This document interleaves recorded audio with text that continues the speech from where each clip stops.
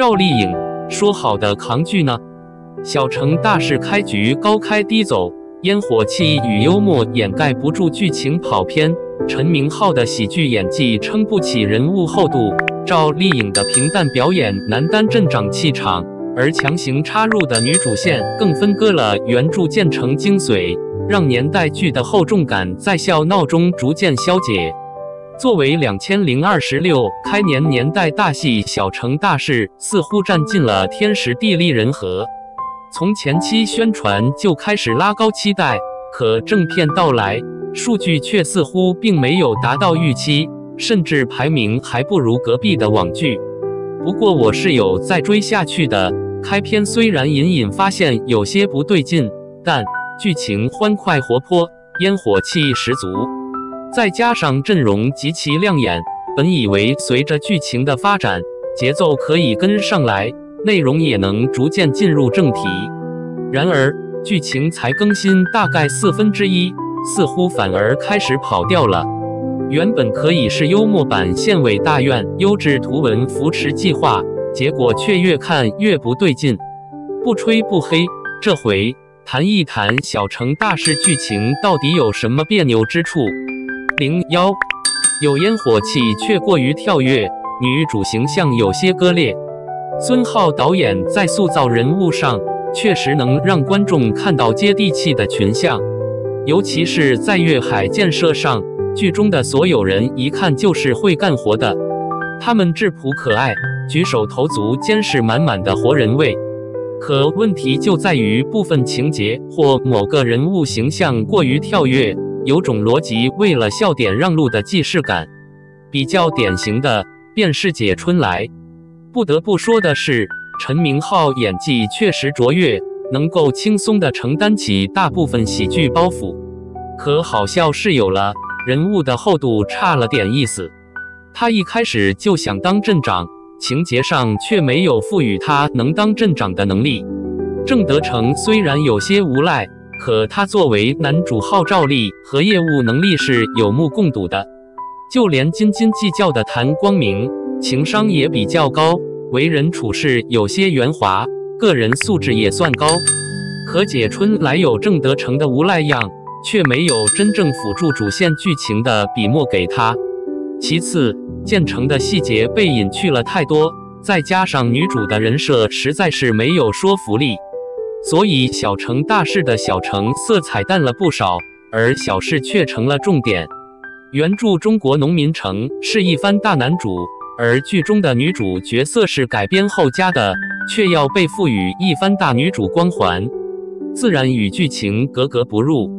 李秋平作為留學歸來的縣委秘書，在選舉環節沒有獲得一票，結果這麼年輕又沒有經驗的他，竟然直接被委派為鎮長，這符合邏輯嗎？說是大女主，可當李秋平進入領導班子後，確實在建設上出不了太大的力氣，大家都忙得不可開交。鄭德成白天在工地灰頭土臉的搬磚，晚上為了拉攏合作商，搞定投資方喝得天昏地暗。而女主想要帶頭鏟垃圾、搞環境，還是要靠鄭德成。說實話，他上哪管這麼多事去？建成真的不容易，這是從無到有的過程。李秋平從人設上就無法與鄭德成勢均力敵。要說女主，其實印刷廠廠長高雪梅反而更像是大女主。歸根結底，是鄭德成與高雪梅都有原型人物撐底，小說將過程寫得也比較詳盡。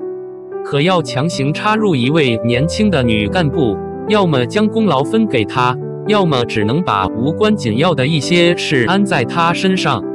顯然，無論是哪種，都不可能敵得過原生劇情。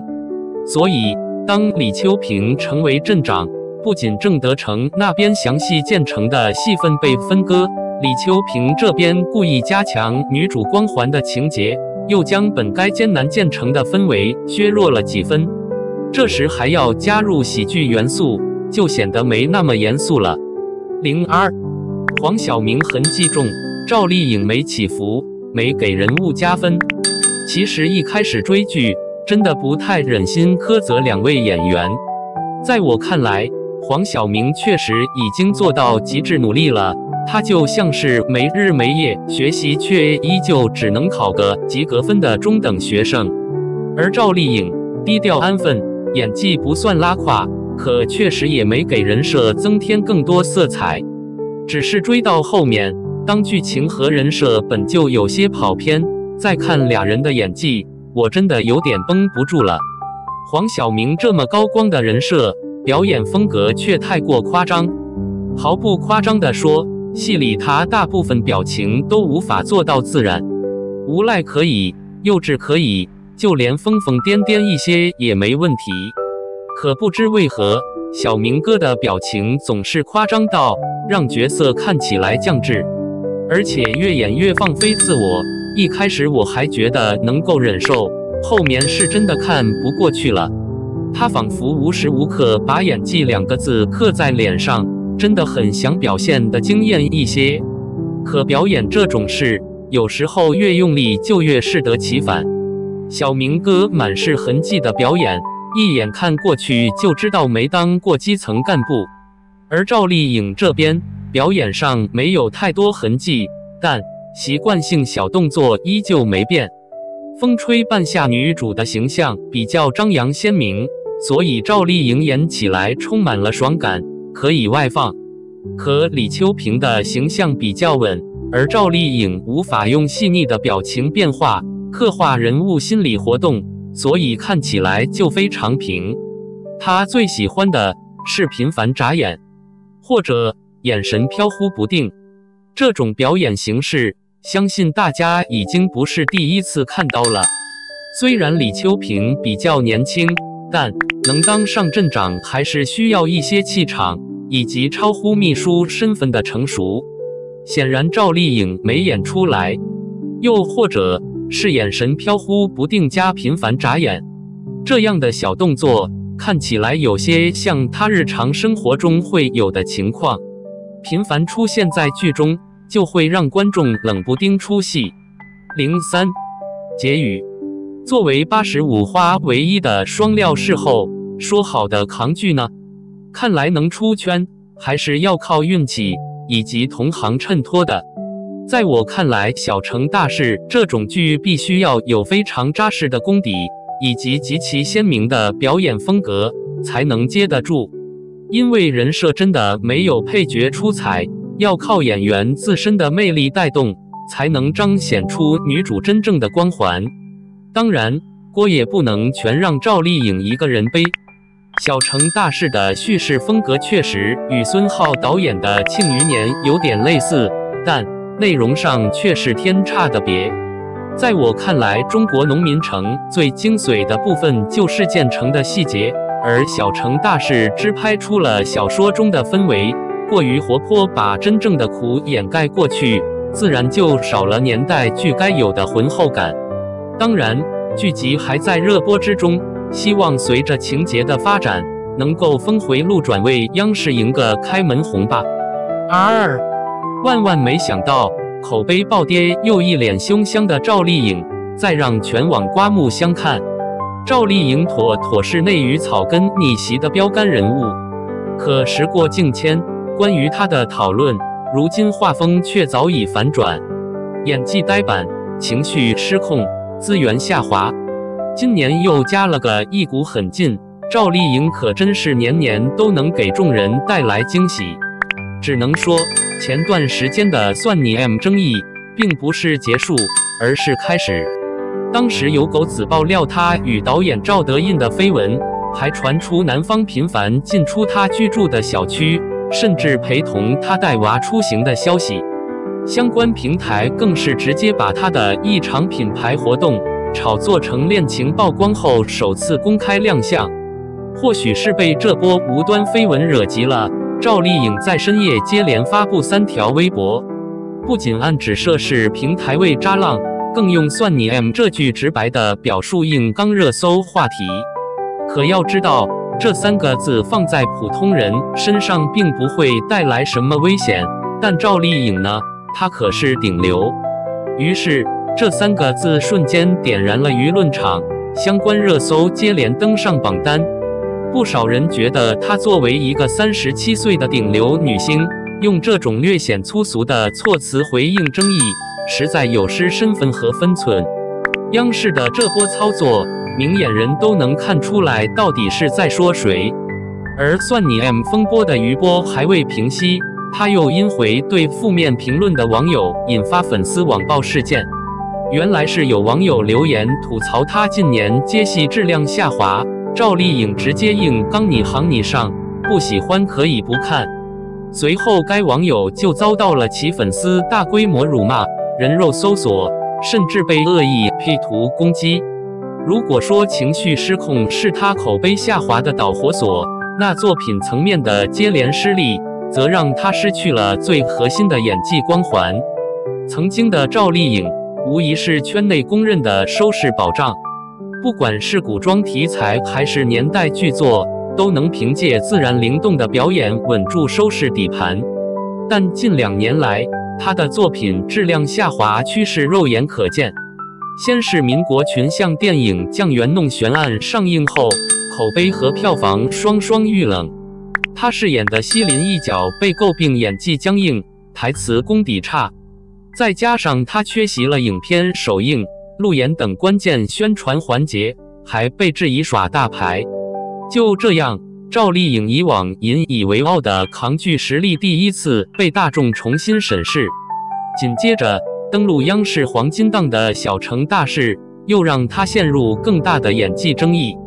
觀眾吐槽她塑造的女幹部形象眼神空洞、笑容敷衍、台詞念得像照本宣科，甚至有網友翻出她在《知否》中的表演片段做對比，明顯感覺狀態不如從前。除了事業上的諸多爭議，她的個人狀態、路人緣維護以及商務代言選擇，都成了口碑崩塌的助推器。當時算你 M 爭議過後，趙麗穎以粉色短髮造型亮相在了一場時尚活動中，只不過這個頭髮顏色被不少人吐槽為非主流，完全沒有頂流女星應有的時尚氣場。同時，在為中餐廳錄製祝福視頻時，她又因臉頰凹陷、眼神游離，全程緊盯提詞板的狀態引發熱議。即便視頻加了厚重的磨皮濾鏡，也掩蓋不住她滿身的疲憊感。更有化妝師爆料，她私下經常辱罵工作人員，直接讓職場霸凌的標籤牢牢貼在了她身上。包括在商務代言方面，她2025年官宣的某奢牌彩妝全球代言，更是直接引發代言辱華品牌的爭議。原來，這個品牌曾因不當言論遭到全網抵制，當年易烊千璽主動解約獲得了一致好評。而趙麗穎如今又接手了同品牌代言，讓人怎能不多想？即便粉絲辯解兩者代言的產品線不同，但品牌的負面底色仍讓她遭到大量批評。就連前不久，在小城大事的多場宣傳活動上，趙麗穎那一臉凶相的樣子更讓人覺得不適。裡面的她全程緊繃着臉，眉眼間滿是不耐煩，同時滿臉疲憊感藏不住，皮膚狀態粗糙暗沉，完全沒有一點精氣神，像是被硬拉來營業的。用現在的話來說，就是眼裡沒有光了。不知道是劉海的問題，還是衣服的原因，總感覺趙麗穎現在瘦脫香了，還神似趙雅芝。只能說，並不是人們對她的要求變高了，而是曾經她對自己的要求太高了。畢竟，觀眾們都見過她最拼的模樣。出身在河北農村，中專畢業後做過銷售，並非科班出身的她，是靠2006年雅虎搜星比賽的馮小剛組冠軍頭銜才敲開演藝圈大門。剛入行時，圓臉不適合當主角的評價讓趙麗穎只能從丫鬟、小配角起步，在《金婚》《新紅樓夢》等劇裡跑了整整7年龍套，直到《新還珠格格》裡的晴兒才慢慢被觀眾熟知。不久後，《陸貞傳奇》才真正讓她迎來主角時代，開啟了爆紅之路。那些年的她是圈內公認的戲瘋子，一年360天都泡在劇組。還記得當年趙麗拍攝《宮鎖沉香》時，不用替身親自完成墜馬戲份，腰椎留下永久性損傷。為了演好風吹半夏裡的許半夏，特意增重10幾斤，還專門學習鋼鐵行業術語。從花千骨的小骨到知否的明蘭，他用一個個鮮活的角色證明了自己，努力2字就是他最牢固的名片。但如今作品質量下滑，情緒管理失當，個人形象崩塌。就這樣，曾經他靠拼出來的閃光點被接連不斷的爭議掩蓋。這種從勵志標杆到爭議纏身的巨大反差，讓觀眾很難再給予包容。說到底，如果他繼續在爭議中消耗自己，曾經的收視女王恐怕遲早會被市場淘汰。